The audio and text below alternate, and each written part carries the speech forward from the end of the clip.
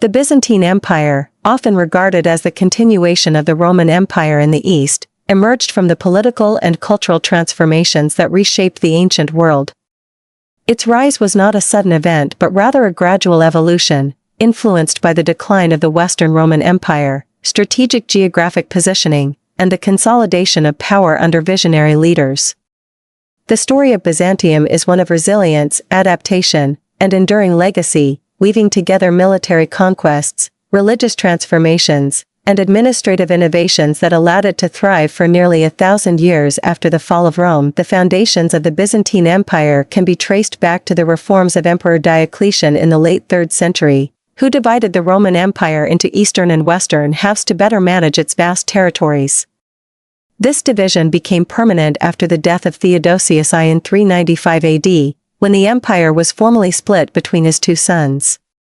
The Eastern Roman Empire, with its capital in Constantinople, inherited the wealthier and more stable provinces, including Greece, Anatolia, Syria, and Egypt. These regions were less vulnerable to barbarian invasions than the West, allowing the Eastern Empire to maintain its political and economic structures while Rome crumbled. Constantinople, founded by Emperor Constantine the Great in 330 AD, became the heart of Byzantine power. Its strategic location on the Bosporus Strait provided unparalleled advantages: control over key trade routes between Europe and Asia, natural defenses against invaders, and access to the Black Sea. The city was fortified with massive walls, making it nearly impregnable for centuries. Under Constantine and his successors, Constantinople flourished as a center of commerce, culture, and Christianity, blending Roman administrative traditions with Greek intellectual heritage. The reign of Emperor Justinian I in the 6th century marked the zenith of early Byzantine power. With the help of his brilliant general Belisarius, Justinian embarked on ambitious military campaigns to reclaim lost Roman territories in North Africa, Italy, and Spain. Although these reconquests were costly and ultimately unsustainable, they temporarily restored much of the Mediterranean under Byzantine rule.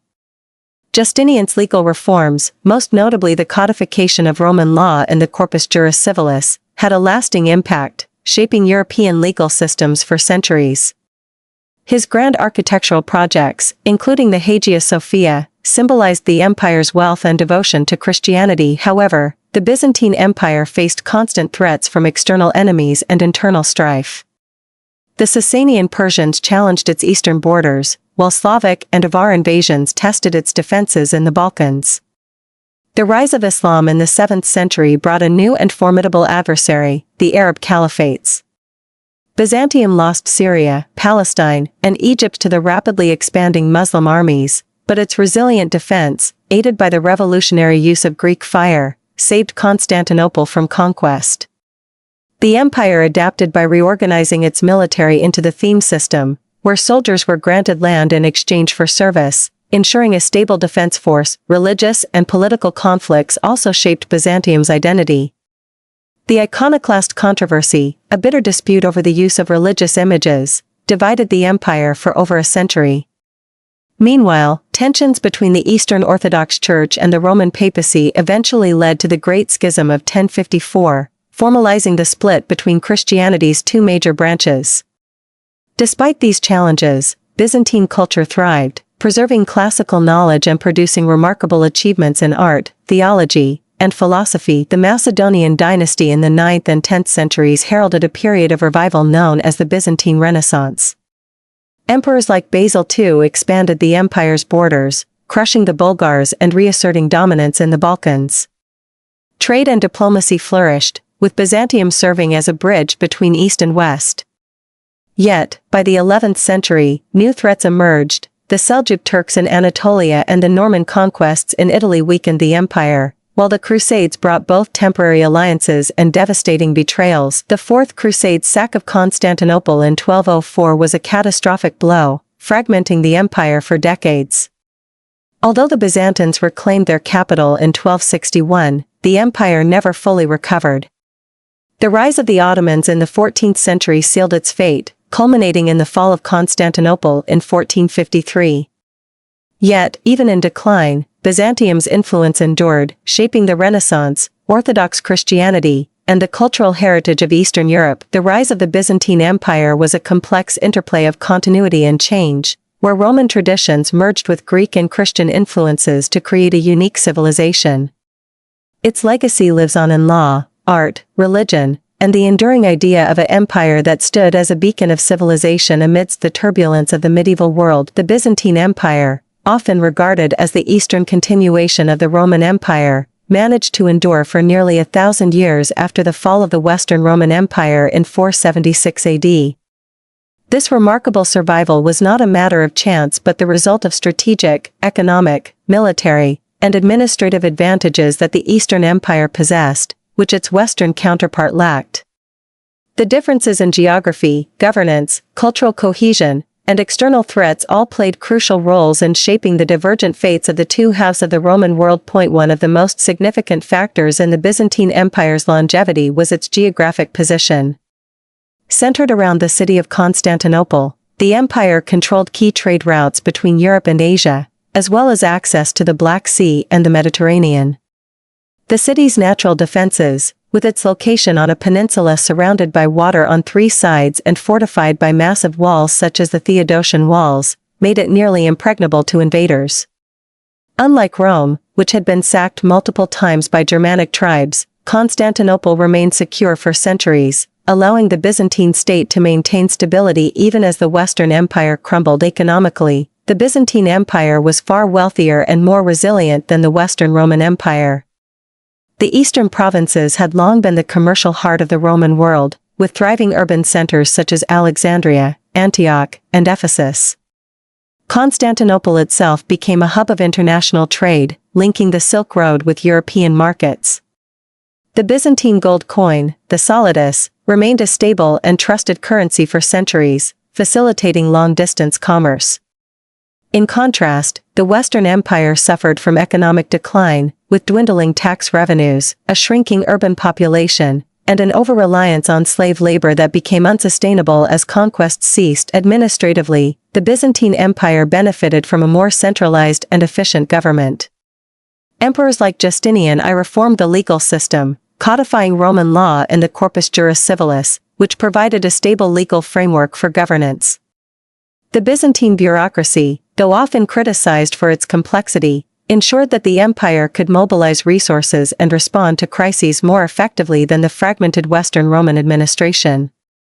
The theme system, introduced later, further strengthened the empire by decentralizing military authority while maintaining imperial control, allowing for rapid defense against invasions. Militarily, the Byzantines adapted to new threats in ways that the Western Empire could not. While the West relied heavily on Germanic mercenaries who often turned against their employers, the Byzantine military combined professional standing armies with flexible strategies.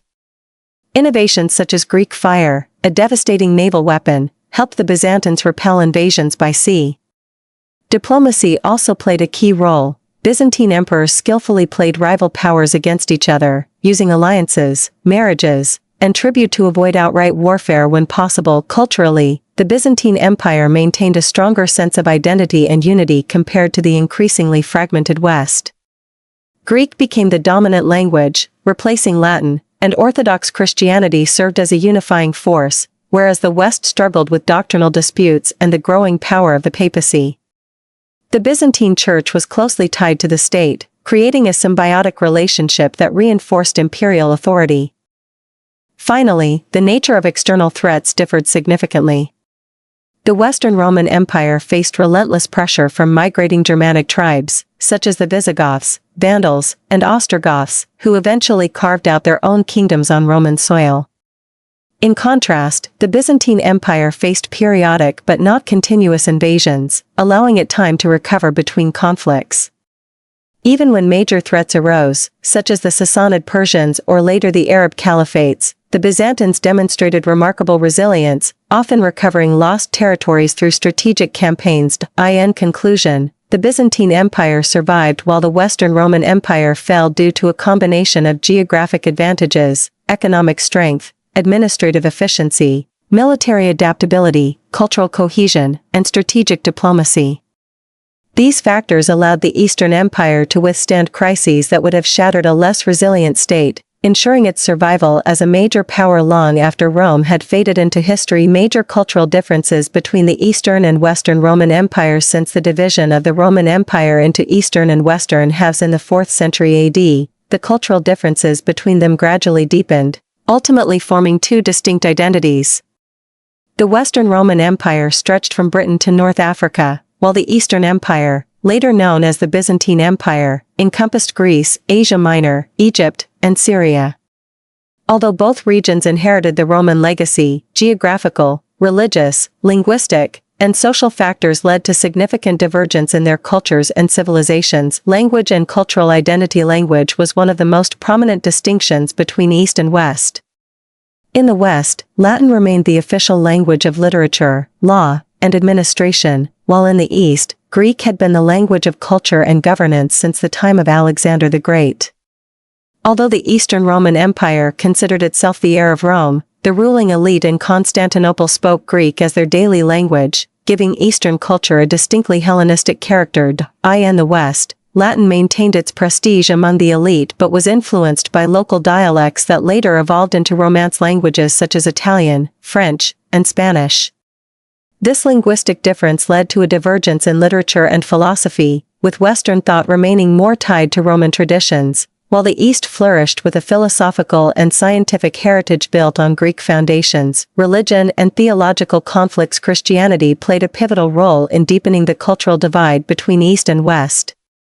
Although Emperor Constantine adopted Christianity and made it the state religion, religious practices and theological interpretations differed between Constantinople and Rome. In the East, theological debates about the nature of Christ and the relationship between the Trinity were of great importance, leading to ecumenical councils such as Nicaea and Chalcedon. These debates generated deep divisions, such as the schism between Orthodoxy and the Oriental churches. In the West, the Roman Church focused on organizing ecclesiastical authority and strengthening the Pope's influence, making it less involved in philosophical disputes and more concerned with administrative structure. Additionally, the veneration of saints and the development of religious rituals in the West differed from Eastern traditions, which maintained more elaborate and ornate ceremonies. Art and architecture. Cultural differences were also evident in art and architecture. In the Eastern Empire, Byzantine art was influenced by Hellenistic and Persian styles, resulting in dazzling mosaics and deeply spiritual religious icons.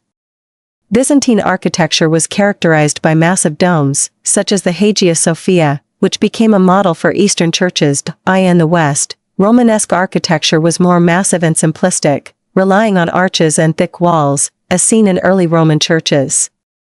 After the fall of the Western Empire, Romanesque and later Gothic art emerged, differing radically from the Byzantine style. Politics and governance. The political systems also differed between East and West.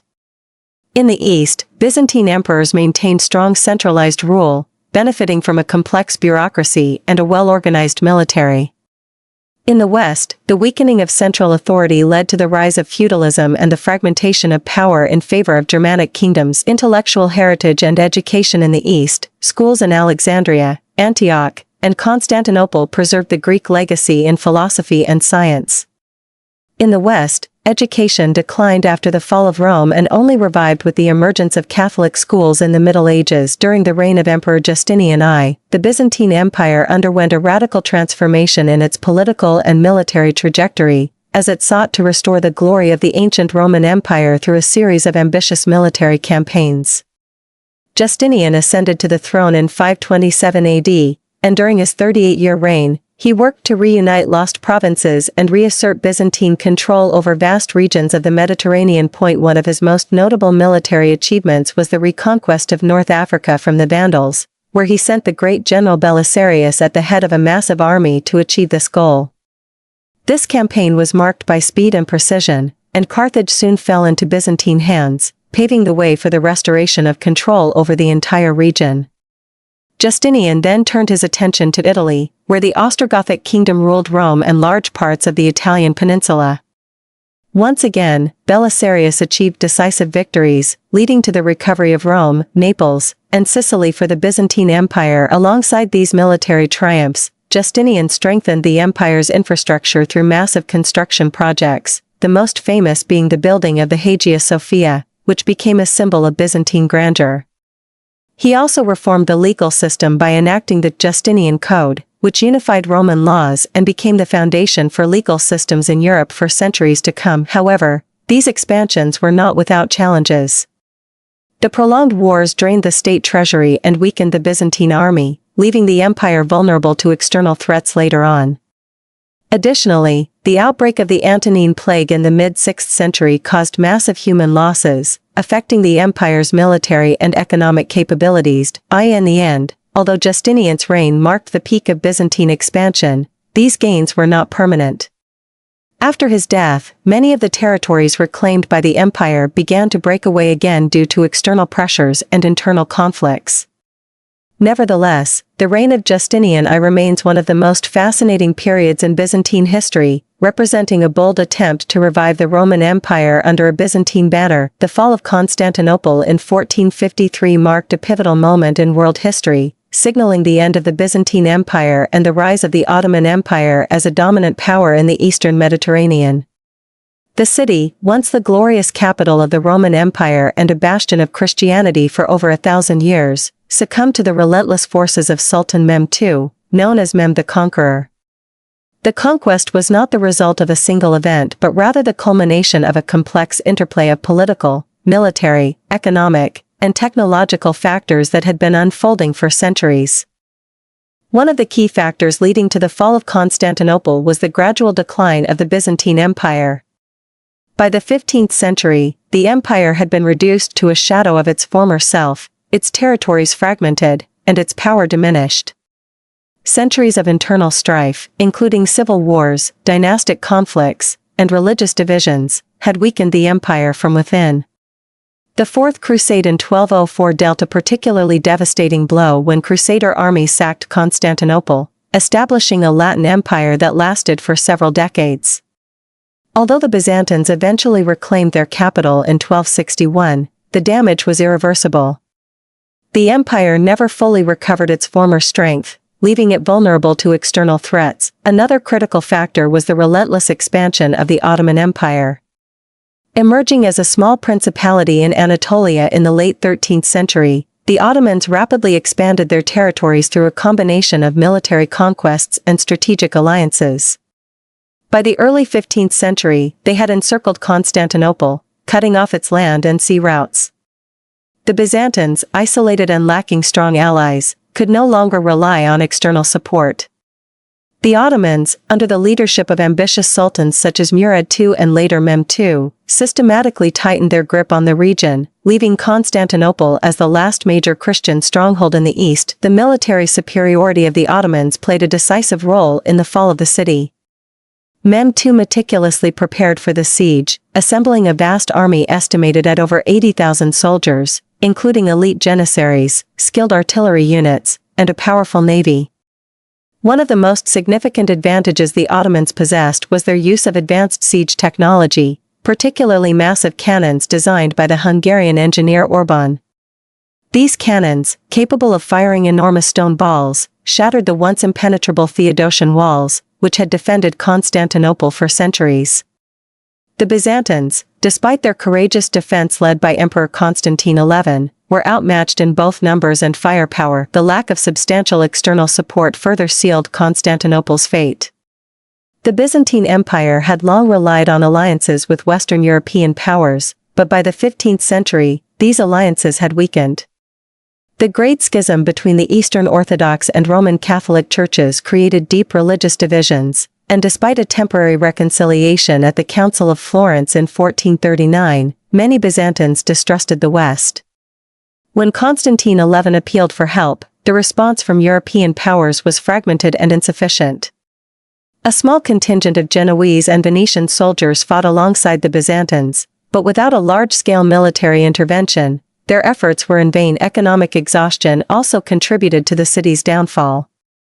Centuries of decline had drained the Byzantine treasury, leaving the empire unable to maintain a strong military or invest in necessary defenses.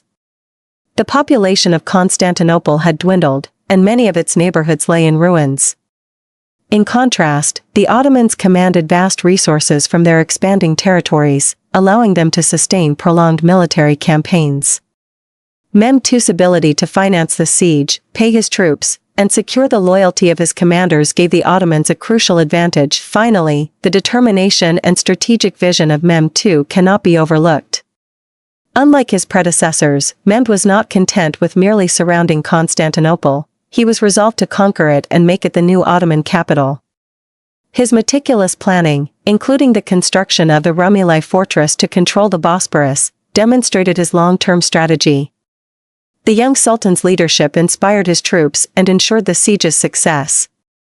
When the final assault came on May 29, 1453, after weeks of relentless bombardment, the Ottomans breached the walls and overwhelmed the defenders. Emperor Constantine XI died fighting, and the city was subjected to 3 days of looting before Mehmed restored order. The fall of Constantinople had far-reaching consequences. For the Ottomans, it solidified their dominance in the region and marked the beginning of a new imperial era. For Europe, it was a profound shock that spurred calls for renewed crusades and contributed to the age of exploration as Christian powers sought new trade routes to bypass Ottoman-controlled territories. The cultural and intellectual flight of Byzantine scholars to the west also played a role in the Renaissance. Ultimately, the conquest of Constantinople was not merely the end of an empire but a transformative event that reshaped the geopolitical landscape of the medieval world. The Byzantine Empire, often regarded as the eastern continuation of the Roman Empire, endured for over 1,000 years despite facing relentless external threats. Its survival was not a matter of chance but the result of a meticulously crafted defensive strategy that evolved over centuries.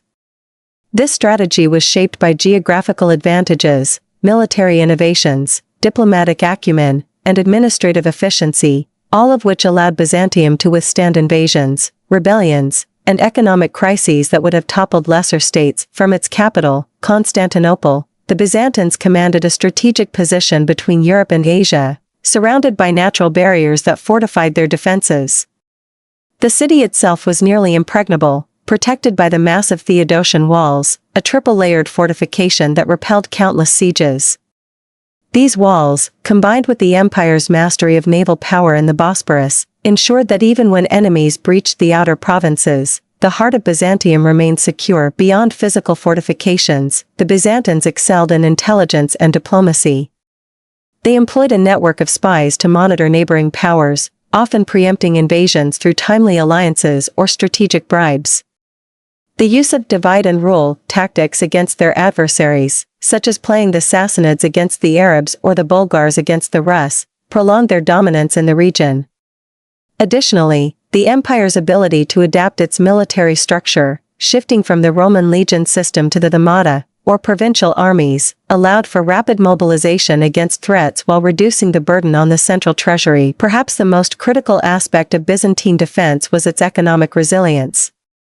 By controlling key trade routes and maintaining a stable gold currency, the empire could finance prolonged wars and hire mercenaries when necessary. Even in times of territorial loss, the Byzantines leveraged their wealth to buy peace or rebuild their forces. Ultimately, the Byzantine Empire's longevity was a testament to its multifaceted defensive approach. While other medieval states rose and fell, Byzantium's ability to blend military might, diplomatic cunning, and economic strength allowed it to survive against overwhelming odds until the final Ottoman conquest in 1453. At a time when the Byzantine Empire faced external threats from all directions, from the Persians in the east to the Slavs in the north and the Arabs in the south, the theme system emerged as the cornerstone of the empire's defense. This military and administrative structure served as the backbone that protected the empire from collapse during periods of weakness and turmoil. The roots of this system trace back to the 7th century AD, when Byzantium was embroiled in continuous wars and the depletion of human and material resources. In those critical times, emperors realized that excessive centralization of power could be a burden in the face of rapid crises, necessitating a solution that balanced imperial control with field flexibility.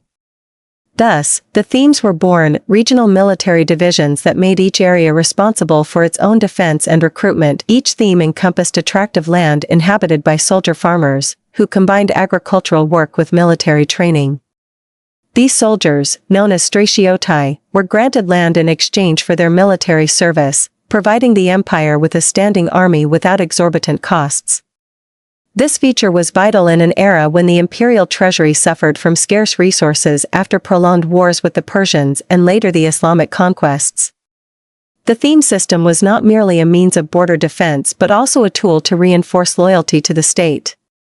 By giving soldiers a stake in the land they defended, they developed a direct interest in the empire's survival. Over time, the theme system proved its effectiveness in repelling repeated invasions. In Asia Minor, where the themes were most numerous and powerful, the Byzantines succeeded in halting Arab advances multiple times. The rapid response of local troops to invasions surpassed any centralized system, as soldiers did not need to await orders from Constantinople to organize defenses. Every Stratiotai knew that his land and family were on the front lines, which strengthened his resolve in battle.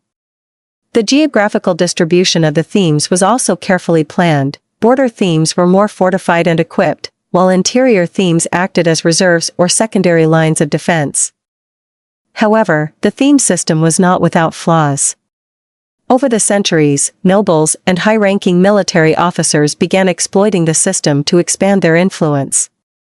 Some military leaders, particularly those governing major themes like Anatolia or Thrace, occasionally challenged central authority, leading to rebellions or civil wars. Additionally, the empire's reliance on soldier farmers reduced its military professionalism compared to enemy armies dedicated solely to warfare. Nevertheless, the system remained effective for centuries, even enabling the empire to reclaim vast territories in the 10th century AD. In the end, the theme system was more than just a military reform, it reflected Byzantium's ability to adapt to challenges. Instead of collapsing under the pressure of invasions, the empire reinvented itself through a system that balanced decentralization with loyalty to the throne. Even after the system declined in later eras, its legacy endured in how Byzantium defended itself as a bastion of Christianity and Europe against the East. In the Middle Ages, Anatolia formed the heart of the Byzantine Empire and its impregnable stronghold against repeated invasions from the east and west. This region was distinguished by its unique geographical diversity, encompassing rugged mountain ranges, vast plateaus, winding rivers, and rocky coastlines. The Byzantines early recognized that these landforms were not merely natural features but strategic tools that could be employed to enhance military defenses. Through a deep understanding of the terrain, they built an integrated defensive system that made Anatolia a nearly insurmountable barrier. Mountains, such as the Taurus and Pontic ranges, served as natural defensive lines. The Byzantines constructed forts and castles on steep peaks and slopes, making them nearly impossible to assault without heavy losses. For instance, the fortress of Lulan, built in an impregnable mountainous location, controlled trade and invasion routes, forcing enemies into grueling battles under harsh conditions. The Byzantines also used narrow mountain passes as traps, launching ambushes on invading forces, leveraging their intimate knowledge of the terrain. The central plateaus, like the Anatolian Plateau, provided open spaces for army movements, but the Byzantines transformed them into dynamic defensive zones. They built interconnected networks of fortresses, such as those in Caesarea and Tarsus, which functioned as observation and signaling points. When a threat emerged, beacon fires and light signals rapidly transmitted warnings, giving Byzantine troops ample time to prepare or launch counterattacks. Rivers, such as the Euphrates and the Halys, were not just water sources but natural barriers that hindered enemy advances. The Byzantines added movable bridges and riverine forts, allowing them to cut off invaders' supply routes or force them to cross under a barrage of arrows. In coastal regions, like the Sea of Marmara and the Black Sea, they utilized rocky formations to build naval barriers and watchtowers, diminishing the effectiveness of seaborne invasions. Additionally, the Byzantines exploited the dense forests of northern Anatolia to conceal troop movements or set ambushes. Volcanic regions, like Cappadocia, served as natural hideouts for resistance, thanks to networks of caves and rock labyrinths converted into secret military bases. Through these strategies, the Byzantines transformed Anatolia's topography into a vital defensive system that endured for centuries, repelling Persians, Arabs, Seljuks, and Turks. It was not just castles and forts that held back invaders but the synergy between military engineering and natural geography, making Anatolia the empire's strongest shield. The walls of Constantinople were among the most advanced defensive systems of antiquity and the Middle Ages, designed to protect the capital of the Byzantine Empire from repeated invasions over the centuries. Originally built during the reign of Emperor Constantine the Great, they were significantly reinforced and expanded under Emperor Theodosius II in the 5th century AD. These fortifications were renowned for their strength and unique architectural design, which made the city nearly impregnable for centuries. The defenses consisted of 3 main layers: the inner wall, the outer wall, and the moat. The inner wall was the most robust, standing up to 12 meters high and 4 to 6 meters thick, reinforced with evenly spaced defensive towers. These towers allowed defenders to monitor enemy movements and launch arrows and projectiles from multiple angles. The outer wall, though lower in height, served as an additional barrier, forcing attackers to breach 2 defensive lines before reaching the city. The moat, located in front of the walls, posed a major obstacle for any advancing army. It was wide and deep, making it extremely difficult to cross without facing heavy resistance. At times, it was filled with water to enhance its effectiveness. Additionally, there were heavily fortified gates, such as the Golden Gate, which was used for ceremonial processions but also served as a vital defensive point. The walls were not merely stone structures but part of an integrated defensive system that included trained guards, weapons like catapults and ballistae, and Greek fire, which was used with deadly efficiency during sieges. Constantinople's geographical position between the seas, coupled with strong sea walls, made it exceptionally difficult to besiege from all sides. Despite their strength, the walls of Constantinople finally fell to the Ottomans in 1453 after a prolonged siege and the use of massive cannons that breached the defenses. Nevertheless, these walls remain a testament to Byzantine military engineering brilliance and their ability to withstand attacks for centuries. Over many centuries of its existence, the Byzantine Empire faced various types of invaders who threatened its borders and stability. From the barbarian tribes in the north and west, to the Sasanian Persians in the east, and the Islamic armies advancing from the south, the Byzantine military was compelled to develop diverse strategies and tactics to counter each threat uniquely. The Byzantine military adaptation was not merely a temporary reaction but a complex process that involved reorganizing the army, modifying combat techniques, adopting new technologies, and even assimilating elements of the invaders themselves into the empire's defensive framework. In its early stages, the Byzantine Empire inherited Roman military traditions, relying on a strong standing army supported by provincial reserves. However, as external pressures mounted, especially after the fall of the Western Roman Empire, Byzantine commanders were forced to reconsider their military structures. For instance, when facing Germanic tribes such as the Goths and Vandals, who relied on swift raids and frequent ambushes, the Byzantines developed flexible defensive strategies based on mobile fortifications and rapid maneuverability against the Sasanian Persians, who fielded a professional army with heavily armored cavalry and even war elephants. The Byzantines reinforced static defenses through a network of castles and fortresses along the eastern frontier. They also enhanced their own cavalry, adopting Persian armor and weaponry.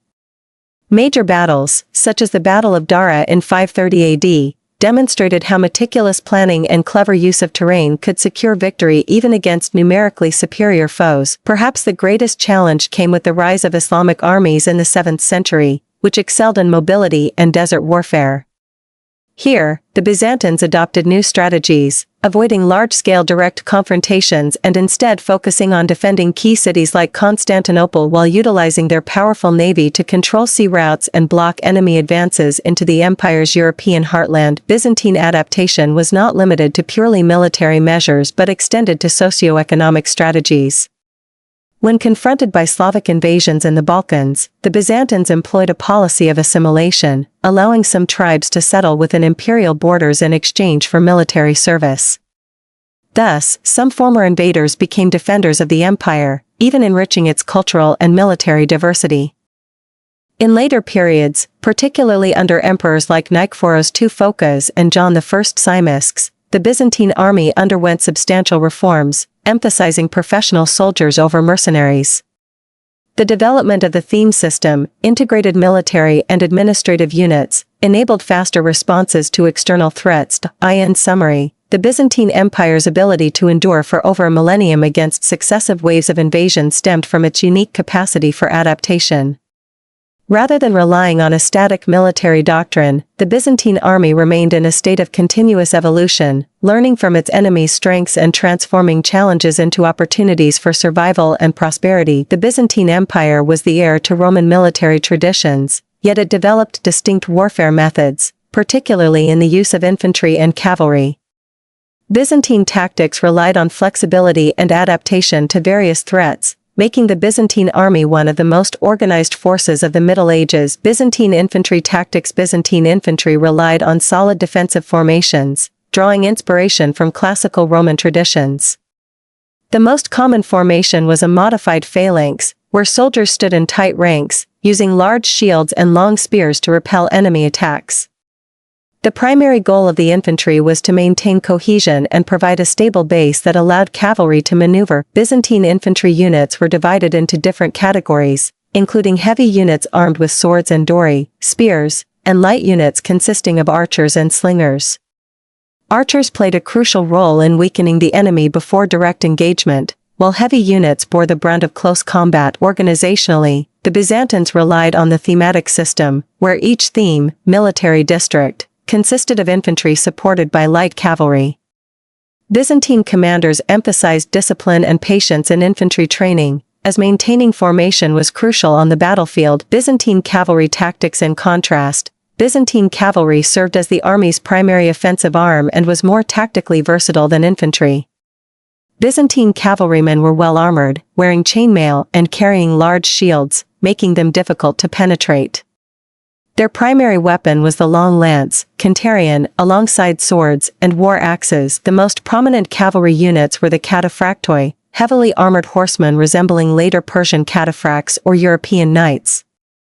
These cavalrymen were used in initial charges to break enemy lines, leveraging momentum and armor density. Light cavalry, such as the trepidati and procursitors, performed reconnaissance and skirmishing roles, using bows and short spears. The unique feature of Byzantine cavalry was their use of hybrid tactics, combining archery and lance combat, making them effective against diverse enemies like Arabs, Seljuks, and Bulgars. They were also known for the feigned retreat tactic, where cavalry pretended to flee to lure enemies into an ambush. Key differences between infantry and cavalry. First, infantry relied on stability and defense, while cavalry focused on mobility and surprise.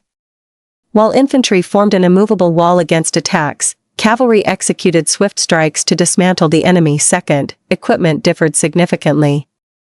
Infantry carried large shields and long spears, while cavalry used varied weapons suited for speed and maneuverability. Third, training methods varied. Infantry trained to hold formations under pressure, while cavalry practiced mounted archery and rapid charges. Fourth, their strategic roles differed. Infantry controlled terrain and protected vital positions, while cavalry conducted raids and encirclements. External influences and developments. Byzantine tactics were influenced by various cultures, such as Persian warfare, introducing heavy cavalry, and Arab tactics, emphasizing speed and maneuverability. Over time, the Byzantines developed mixed methods, blending Roman infantry strength with Eastern cavalry flexibility. Ultimately, the Byzantine army exemplified a balance between infantry and cavalry, with each complementing the other. This diversity ensured the empire's survival for centuries against numerous foes. Anatolia was the stage for numerous battles and military campaigns between the Byzantines and the Arabs during the 7th and 8th centuries. Drawing on their deep familiarity with the region's rugged terrain, the Byzantines turned Anatolia into a deadly trap for Arab raiders. Between towering mountains, narrow valleys, and dense forests, Byzantine commanders devised ingenious ambush strategies, leveraging every natural feature to secure victory with minimal losses. Anatolian geography, the perfect battlefield. The Anatolian plateau boasts diverse geography, combining mountain ranges like the Taurus and Pontic, vast highlands, rapid rivers, and tight passes. The Byzantines recognized that this terrain severely hindered Arab armies, which relied on the speed and maneuverability of their horses in open plains. In mountainous regions, cavalry movement became restricted, and infantry lost agility due to steep slopes and rocky ground. Thus, the Byzantines studied potential Arab invasion routes and identified natural choke points for ambushes. Among the most famous was the Cilician Gates, a mountain pass linking Syria to Anatolia, where Arab forces were forced to navigate narrow paths flanked by cliffs. In such locations, Byzantine troops hid behind rocks or trees, waiting until the entire Arab force entered before sealing both ends and unleashing a barrage of arrows and boulders. Byzantine ambush tactics. The Byzantines combined deception and meticulous planning to ensure ambush success. Often, they feigned retreat before invading Arab armies, luring Arab commanders into unfamiliar terrain. Once the Arabs advanced into a valley or mountain pass, light Byzantine troops, archers and spearmen, would emerge suddenly from hiding, launching swift, brutal attacks. They also employed scorched earth tactics, destroying villages and food stores along Arab advance routes, forcing invaders to push deeper into Byzantine territory for supplies. As Arab troops grew exhausted, the Byzantines struck from concealed positions, exploiting their disarray. Specialized ambush units and weapons. To maximize ambush effectiveness, the Byzantines deployed light, mobile units like the tripeditai, mounted archers, and contratoi, short spear infantry. These soldiers were trained in rough terrain combat, enabling them to flank enemy lines or attack from high ground. They also heavily utilized ranged weapons, bows, crossbows, and small stone throwers, to disorient enemies before melee engagements. Some ambushes included hidden pitfalls, spiked traps, or caltrops to cripple Arab cavalry. Historical examples of successful ambushes. One of the most famous Byzantine ambushes was the Battle of Akroinon, 740 AD, where Emperor Leo III lured a large Arab army into a plain surrounded by hills, then blocked escape routes and annihilated them. Similarly, during the Byzantine Reconquista of the 9th century, General Nicephorus I used Cappadocia's mountainous terrain to crush Arab expeditions, ambushing caravans after they traversed narrow passes. Intelligence and psychological warfare. Ambushes weren't solely military operations, they relied on Byzantine spy networks infiltrating Arab camps to gather intelligence. Psychological tactics, like spreading rumors of phantom armies or sudden nighttime war cries, sowed terror and confusion. Strategic outcomes. These tactics gradually weakened Arab invaders, transforming Anatolia from a raiding ground into a graveyard for Arab armies. By the 10th century, Arab incursions had sharply declined, allowing the Byzantines to go on the offensive and reclaim lost territories.